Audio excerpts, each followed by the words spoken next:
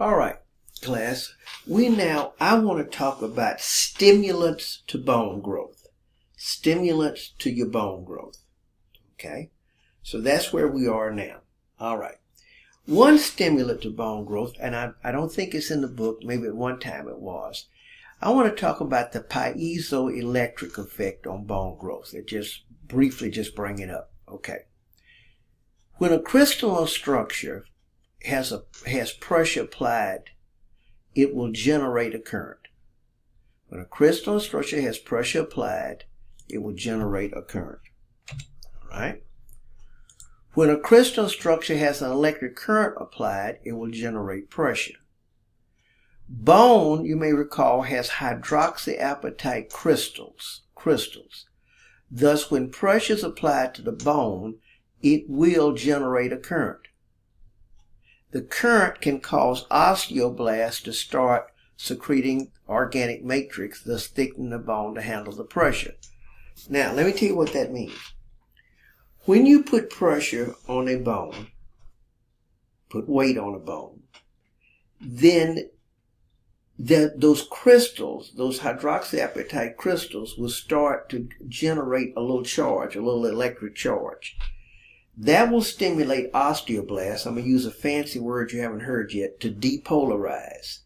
That will cause osteoblasts to depolarize. When that occurs, the osteoblasts then will start secreting the organic matrix along with the special glycoproteins.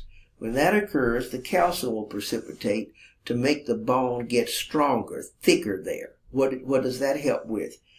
To help alleviate the pressure. In other words, now the person has thicker bone, more compact bone, to handle that additional pressure, i.e. that additional weight on the bone. So I just wanted to bring that up. The major thing, though, the major stimulants for bone are hormones. The major stimulants for bones are hormones. So we want to kind of talk about that a little bit. Okay. Now, we have various types of hormones. We have peptide, protein, and lipid. They have receptors and locations and secondary messengers. So this is kind of my little excerpt on hormones. But we'll have a chapter on that. Hormones are secreted from endocrine glands. In those glands would be your source cells secreting the hormone. Hormones travel long distances in the bloodstream or the lymphatics. Hormones only activate cells, target cells, that have receptors for the particular hormone. So though the hormone is going all over the body, cells with no receptors will not be affected at all by the hormone.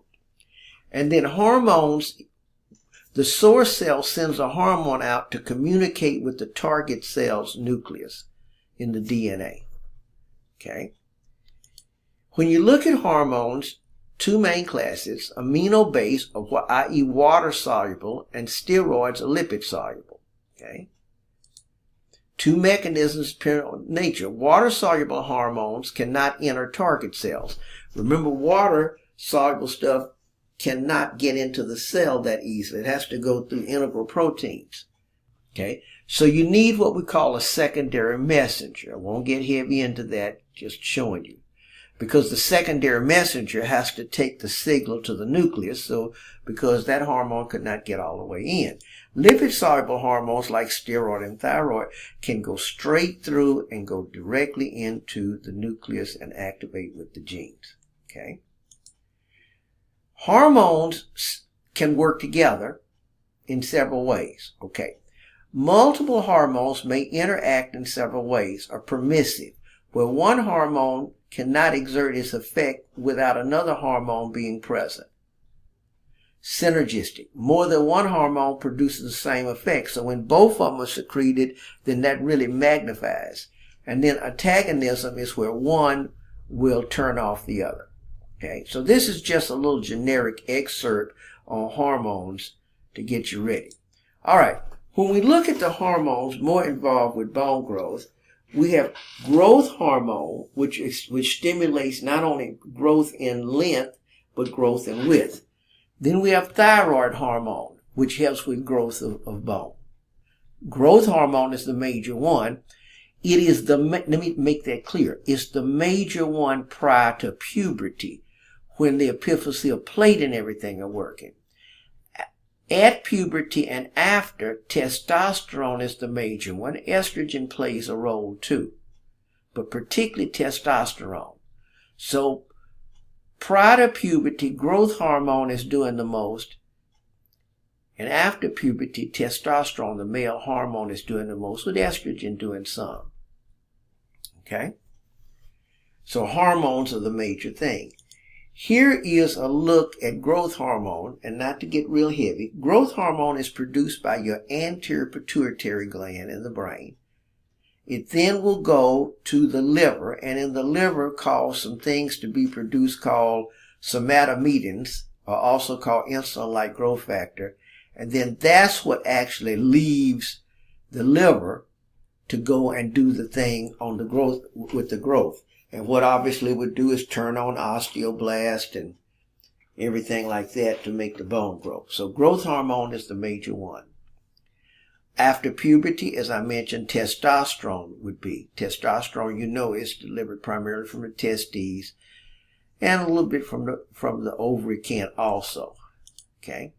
We have some other things called leptins. Leptins are produced by fat cells. Leptins are chemicals produced by fat cells to be sent to your appetite center to turn it off, or even really to the satiety center. And so leptins also play a part in stimulating osteoblasts, which comes from fat cells. Think about it. The heavier you get, the more bone you're going to need. The heavier you get, the more bone you're going to need. And the more fat you have, these fat cells, shall I say, the more leptins, which would then make the bone, be stronger. Okay, so here's bone growth. Here's bone growth. You start adding bone. Bone deposit occurs where bone is injured or added strength is needed. Remember that. And what do we need for bone? We need vitamin C, which is ascorbic acid, D to help with calcium, A, calcium, phosphorus, magnesium, manganese. These are substances in order to help make good bone that's required. Okay. Bone deposits, site of new matrix, are revealed by osteoid seam. Osteoid seam means that that's unmineralized, because remember, the osteoblasts secrete the organic matrix, is unmineralized band of matrix. That shows new bone is being made, and then finally calcification comes and calcifies it. Right? Remodeling, remember, after bone is made, okay, if you remember, remodeling occurs, that was secondary bone formation. The remodeling activity is happening all the time in your life, because you're constantly making bone and destroying bone, primarily to increase the amount of calcium in the blood, but the other to account for changes in positioning and weight and where you're going to put compact and everything there. Okay, that's what we call remodeling. Now, we now go to something else. We've been talking about this calcium. Okay. Remember, bone is a depository for calcium. So now we want to talk about the hormones that cause calcium to be deposited and withdrawn. All right.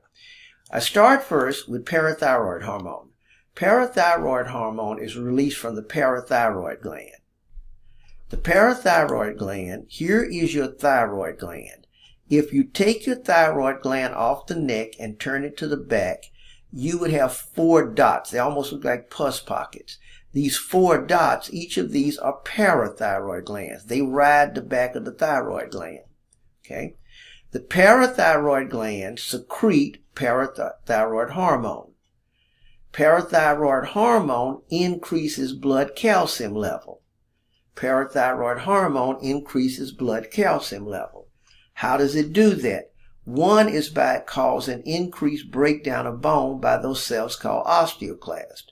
Another is increased calcium reabsorption in kidneys. In other words, the kidneys will try to hold back the calcium you normally would urinate out. The kidneys try to hold back the calcium you normally would urinate out. And then also increase absorption of calcium in the intestine. You won't put as much in the feces because more will be absorbed from your diet in the intestines. All right. So that's what it does. All right. Now, so PTH level goes up when blood calcium level is low.